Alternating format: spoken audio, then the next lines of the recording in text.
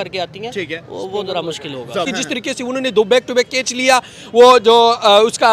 Harry Brook का था और वो जैक का जो कैच उन्होंने बाउंड्री पे लिया, वो ऐसे मोमेंटम चेंज हो गया, क्योंकि ये नजर आ रहा था, क्योंकि ये वही इंग्लैंड टीम थी जो न्यूजीलैंड के खिलाफ 18 बॉलों पे 50 बनाया था, और वही सेम मोमेंटम यहाँ पे भी था। लेकिन जिस तरह जैक के विकेट चला गया, फिर उसके बाद समकरन का विकेट चला गया, ये रन आउट जो हार्दिक ने थ्रू किया था ना, वहाँ से भी काफी मोमेंटम चेंज हुआ, क्योंकि जो अच्छा प्लेयर खेल रहा था 200 स्ट्राइक रेट से खेल रहा था, उसको भी उन्होंने रन आउट किया। तो इस तरीके से हर बंदे ने अपना हिस्सा डाला। जीत ऐसा नहीं हासिल करी जाए, जब भी आपने सेमीफाइनल जीतना हो तो उसके लिए हर बंदे प्लान 11 ये जो है ना स्क्वाड की तरफ खेलना चाहिए उनको, और उन्होंने उस चीज को फॉलो किया। बॉलिंग अच्छा किया भाईजान, उसके बाद उन्होंने स्पिन अटैक उसका अच्छा है। दूसरी बात तरीके से जो है ना अरशद सदीप को चाहे जितनी मर्जी मार पड़ी हो, लेकिन जो डेड बॉल थी उन्होंने अच्छी किया, क्योंकि दूसरी पास बुमराह ने भी अच्छा किया। और दूसरी बात मैं सलाम कर रहा हूँ हार्दिक पांड्या को, क्योंकि वो बल्ले से भी करके दे रहे हैं, और आपको जो उन्होंने 18 ओवर किया था ना, उससे नजर ये आ रहा था कि यार इंडिया ने 100% वहाँ पे अपने मैच। मोहम्मद आमिर ने पहले कहा कि सेमीफाइनल में इंडिया नहीं जाएगी, फिर कहा फाइनल में इंडिया नहीं जाएगी, इंडिया दोनों मैचेस जीती। और मोहम्मद आमिर के बारे में क्या यार, उसकी कल इंटरव्यू आया, उन्होंने इंडिया की कुछ खास वो जो है उनकी इंटरव्यू भी निकाली थी कि वो मेरे खिलाफ ये हो रहा है। भाई आप ये बात ही ना करो कि आप खिलाफ कोई आगे से ना बोले, क्योंकि आप पीर मुर्शिद बने हो, पहले से कह रहे हो इसने जीतने, उसने बाबा बन के बैठे हो, लेकिन उसने गलत साबित किया इंडिया वाले ने। इंडिया ने अपने बल्ले से जवाब दिया, अपने बॉल से इनको जवाब दिया कि हम किस लेवल की टीम है हम। तो जिस तरीके से उन्होंने अच्छे करने, दूसरे तरीके से अगर अभी फाइनल आ रहे हैं तो फाइनल तो ठीक है अच्छा होगा, लेकिन इंग्लैंड का अगर ये सीरीज ना होता ना, पहले जिस तरीके से उन्होंने बुरी तरीके से लेटा दिया था, और जिस तरीके से ये जो इंडिया क्रिकेट खेल रहे हैं 260 तक, अभी पहली दफा किसी और टीम ने नहीं बनाया। 2 दफा इंडिया ने अपना रिकॉर्ड इस वर्ल्ड कप में खुद ही तोड़ा है, क्योंकि 250 तक स्कोर करना बहुत। जब भी ग्राउंड में आते हैं, जब भी ग्राउंड में उतरते हैं, अपने रिकॉर्ड खुद ही तोड़ते हैं, और कोई टीम तो यार वो जब अगली टीम का टास्क होता है ना, वो इस चीज पे हैरान होता है कि यार ये मैच ही ना हो, क्योंकि जब वो टास्क हो जाते हैं उनको ये डर लगता है अगर हम उसको पहले बारी दे देते हैं तो 250 का पट्टा लगना है, अगर हम इसको पहले बारी नहीं देते, हम पहले खुद खेलते हैं, तो अगर हम 150 में आउट हुआ तो इन्होंने 10 ओवर में पूरा कर देना। तो इसी वजह से उनको डाउट है, कोई भी टीम आजकल इंडिया के सामने नहीं टेर सकते। वो वजह एक है क्योंकि जो सिलेक्शन प्लान 11 इंडिया की ला रहे हैं, जिस तरीके से उनके प्लान होता है, देखो उनके प्लान ही डिफरेंट होता है, ठीक है। गौतम गंभीर हर बात पे इनको भेज रहे हैं मैसेज की, जिस तरीके से इसको मैं तो हैरान हूँ कि यार देखो ना, कोई टीम कोई गलती कर देते हैं, इन्होंने इतने मैच खेले, एक मैच में भी इन्होंने कोई गलती नहीं किया। तिलक वर्मा को जो है ना, शमम दुबई को हार्दिक ने आउट किया था, ये नजर आ रहा था कि यार उसके 50 भी होने वाली थी, मतलब हुआ मेरे ख्याल से आखिरी स्टेज और अच्छा खेल रहा था। इस लेवल पे हार्दिक ने कहा कि रन के लिए ना हो, लेकिन उसके बावजूद हार्दिक पांड्या ने साबित कर दिया कि मैं डेड ओवर्स को कैसे खेल सकता हूँ,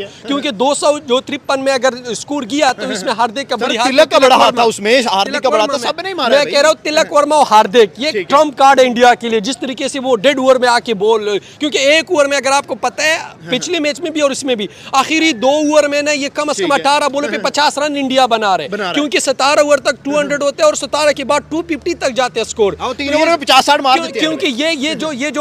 जो है ना, ये क्रेडिट जाते हैं वो असल के, क्योंकि एंड पे आते हैं हार्दिक और तिलक वर्मा। इन्होंने प्लान के साथ शमम दुबई को पहले भेजा, लोग यही कह रहा था सबकी ये गलत डिसीजन है, क्योंकि वहाँ पे तिलक वर्मा को आना चाहिए, लेकिन उन्होंने सही प्रूव करके, लेकिन जिस तरीके से उन्होंने शमम दुबई ने भी अपना हिस्सा डाल दिया, और जिस तरीके से तिलक वर्मा लोग कह रहे हैं इंजरी के बावजूद भी उसको इंजरी है पैर बैक साइड पे कमर में, लेकिन उसके बावजूद आर्चर को 3 दिन छक्के मार रहे हैं। लेकिन जिस तरीके से तिलक वर्मा अटैक कर रहा है, और तिलक वर्मा एक चीज पे अटैक इसीलिए कर रहे हैं कि लोग उसके स्ट्राइक रेट पे बात कर रहे हैं, लेकिन जिस तरीके से उन्होंने 2 मैचों में प्रूव किया कि वो भाईजान उस स्ट्राइक रेट वाली बात तो है ही नहीं, क्योंकि उस बंदे में दम है। उसको अगर आप मैच की रिक्वायरमेंट के बारे में अंदर भेज देते हैं और दूसरी तीसरी नंबर पे, तो वो आपको उधर भी करके दे सकते हैं। उसके अलावा वो आपको एंड के आखिरी डेड ओवर में भी आपको 15-20 ओवर एक ओवर में मारते हैं। तो यार क्रेडिट जाते हैं हार्दिक को, तिलक वर्मा, संजू सैमसन, बुमराह, अर्शदीप, यार सारी की सारी जो है ना एक ऐसी टीम है कि स्ट्रॉन्ग टीम है, और पता चलता है तो जैसा खेली जा रहा है, तो मुझे तो लगता है कि फ्यूचर में कोई इनके साथ मैच ही नहीं रखेगा कि यार ये बंदे बैटिंग में भी नहीं हिलने देते, ये बंदे बॉलिंग में भी नहीं हिलने देते, बैक टू बैक टाइटल जीत रहे हैं, कोई इनके साथ मैच ही नहीं खेलेगा। मैं तो कह रहा हूँ इनको नेट लगाना चाहिए, जो इसकी अच्छी टीम है वो जाके अभी नहीं खेले, इसके डोमेस्टिक की कोई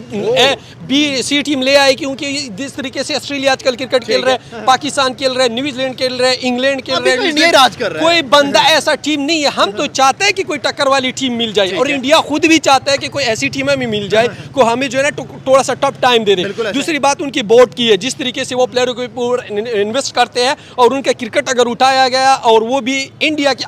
IPL ने उसका टीम बहुत ज्यादा स्ट्रॉन्ग किया, क्योंकि हर IPL IPL टूर्नामेंट में इनको कोई ना कोई प्लेयर जरूर मिलता है, क्योंकि जिस तरीके से फिर वो अप्रिशिएट करते हैं, आगे लेके जाते हैं, तो यार वो करियर जो है ना कोचर और बोर्ड को जाता है, क्योंकि जिस तरीके से वो एक एक चुन चुन के प्लेयर निकालते हैं। अब इनके पास मैं तो कह रहा हूँ ना, इनके पास जो टीम अभी है, जसवाल वगैरह, ये जो सैयर वगैरह, ये जितनी भी अच्छे प्लेयर हैं, उनके पास अभी टीम में है ही नहीं। मैं तो कह रहा हूँ उनको 10-15 पीछे रेडी बैठे। मैं तो यही कह रहा हूँ इनका जो, मैं तो यही कह रहा हूँ कि इन प्लेयरों के आगे ले आई बकाया इनके लेवल वाली, जो अगर बकाया टीमों को देखा जाए, कोई लेवल वाली टीम ही नजर नहीं आ रहा है। ऑस्ट्रेलिया का एक राज होता था कि इंग्लैंड क्रिकेट में, इंग्लैंड का एक राज होता था, साउथ अफ्रीका, अब वो पता नहीं उसको क्या हुआ है। जब से इंडिया के सामने जाते हैं उनके कॉम्पिटिटर, जब से 23 की ट्रॉफी के ऊपर उन्होंने पांव रखे हैं, तब से ऑस्ट्रेलिया का भी डाउनफॉल शुरू। भाईजान ऑस्ट्रेलिया तो एक बात है, ऑस्ट्रेलिया का मेन पॉइंट गलती जो है ना उनका ये है कि वो 20 क्रिकेट को क्रिकेट ही नहीं समझते, क्योंकि वो ज्यादातर वो टेस्ट पे जाते हैं, ओडीआई और टेस्ट की तरफ ज्यादा जाते हैं, वो इनके लिए प्लान ही नहीं बनाते। अगर उनके प्लान इसलिए नहीं था कि जैसे बिग बैश खत्म हुआ फौरन आके उन्होंने कहा कि हम खेलेंगे, ऐसा नहीं होते। जब आपने कोई टूर्नामेंट जीतनी हो या उनके लिए कोई प्लान बनाते हो, तो लोग 1.5-2 साल से प्लान बनाते हैं कि हमारा टॉप ऑर्डर क्या होगा, हमारा मिडिल ऑर्डर क्या होगा, हमारे पास बॉलर कौन से होंगे, किस मुल्क में सीरीज है, उनके लिए कौन सी स्पिनर सीरियस नहीं लिया, क्योंकि इनकी देखो, जब आपको पहले बता देते हैं ना कि इंडिया में आईसीसी टूर्नामेंट वर्ल्ड कप होगी, इसमें होगी, उसके लिए आपको प्लेयर सेलेक्ट करवाना होता है, 1 साल से प्लान बनाए होते हैं, और जो बकाया टीम ही नहीं कर रहे और इंडिया कर रहे इस चीज को, उसको सिला मिलते है इस चीज को, और इनको टीम भी आगे। लास्ट में पाकिस्तान में जरा क्वेश्चन करते हैं, बाबर आजम को ओडीआई क्रिकेट से ड्रॉप किया, क्या समझते हैं जो हमारा बांग्लादेश के अगेंस्ट स्क्वाड आया वो सही है? यार मैं तो कह रहा हूँ मैनेजमेंट जो हमारी टीम बोर्ड है यार, इसको तो समझ ही नहीं आ रहा है। जहाँ पे वनडे पे आपको T20 में जो ड्रॉपिंग बनता था, वनडे में तो सवाल ओडीआई वाले प्लेयर T20 में वो 20 में चेंज कर दिया उन्होंने, चेंजिंग की गलत किया बाबर का। उसके बाद जो आपका जो सईम अयूब है, फखर है, इनकी वनडे स्क्वाड से ड्रॉप कैसे कर सकते हो आप इनको T20 फखर के अलावा ड्रॉप कर सकता था बाबर आजम वगैरह को, लेकिन वनडे में कैसे ड्रॉप कर रहे हो? अभी सर के ऊपर वर्ल्ड कप खड़ा है, तो आप 1 साल रह गया, आप प्लान बनाओ। अब ये नहीं है कि आप अच्छे प्लेयरों को बाहर कर देते हो, उनको मोमेंटम कैसे मिलेंगे कि जब आप बांग्लादेश हम सीरीज जीत जाएंगे स्क्वाड के साथ? यार मुझे तो नजर नहीं आ रहा है, वो हमेशा स्पिन विकेट्स मेरी बात मुझे तो नजर इसीलिए नहीं आ रही, यही वो बांग्लादेश थी जो हमें आके इधर टेस्ट क्रिकेट में हमें हराया था और अपने घर के अंदर हराया था। तो इसका कोई नहीं कह सकता क्योंकि पास सीनियर कोई प्लेयर मौजूद ही नहीं है। यहाँ पे आपके पास होना चाहिए था बाबर आजम, फखर जमान से मयूब, क्योंकि वनडे अच्छा खेलता है, T20 उनके बस का काम नहीं। हमारा मसला ये ओडीआई में टेस्ट के डाल देते हैं, टेस्ट में T20 के डाल देते हैं, T20 में ओडीआई के डाल देते हैं, तो यही निजाम चल रहा है। यार आपको पता है ना, वो कवात सुना होगा, वो लोग बड़े कह रहे हैं कि यार जब आपकी लीडरशिप जो है ना, वो लीडरशिप ही नहीं, वो ऐसे बंदे हो कि पर्ची बेटी हो, तो आप टीम को कैसे सिलेक्ट कर रहे हो? वो दलेर नहीं है। आपका जो बोर्ड होता है, आपका कप्तान दलेर होना चाहिए, आपका क्रिकेट बोर्ड दलेर होता है। तो आप जब आके बड़ी टूर्नामेंट जीते हो, आप अगर पूरी पहुंच भी बना लो, लेकिन इसका अगर सरदार गिदड़ हो तो आप गिदड़ ही रहेंगे, क्योंकि आपका बड़े प्लेयर ही नहीं है।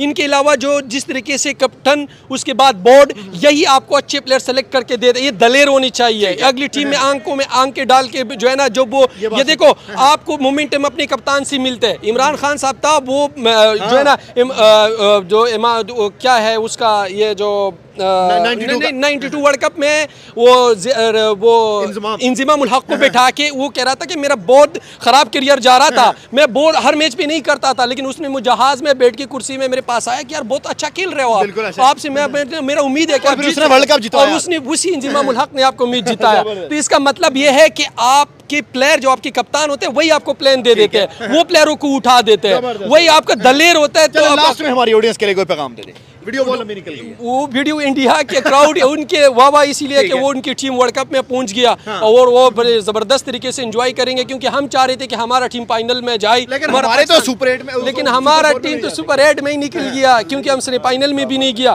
तो इंडिया के लिए खुशी की बात है कि बैक टू बैक सीरीज जीतते हैं, और मैं तो कह रहा हूँ हमें भी ये खुशी मिलना चाहिए, लेकिन इसके लिए हमें नहीं मिल रहा है। हम ख्वाहिश यही है कि हम भी कोई ऐसी टूर्नामेंट जीते, लेकिन हमारी टीम जो है ना, इस तरीके से लेवल के हमारा जो टीम है वो नजर नहीं आ रहा है, क्योंकि ऐसी टूर्नामेंट तो छोड़ो, हमारा कोई ये जहाँ पे सीरीज भी वो भी हम नहीं जीत नहीं सकते, क्योंकि हमारा बॉडी लैंग्वेज, हमारे मेरिट पे प्लेयर ही सिलेक्ट नहीं होता है। क्योंकि इंडिया की जो प्लेयर है, जिस तरीके से वो क्रिकेट कर रहे हैं, चाहे हमारे जितने भी मुखालिफत अवाम के हो, पाकिस्तान,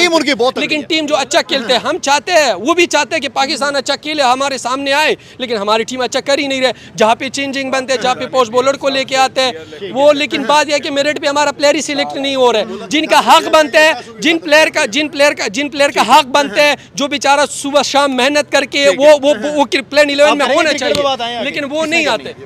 वो नहीं आते। हम उस प्लेयर को मौका ही नहीं देते जो दूसरी टीम को हरा सकते हैं। हमारी प्लेन 11 ही खराब होते हैं। जब भी आईसीसी कोई टूर्नामेंट होती है, जब टीम सेलेक्ट होती है, उससे पहले हमें हार बार। कैसा लगा वीडियो? अगर अच्छा लगा तो लाइक शेयर कमेंट करें और मेरे चैनल को सब्सक्राइब करके बेल आइकन को ऑन रखें। चलिए मिलते हैं आपको नए वीडियो में।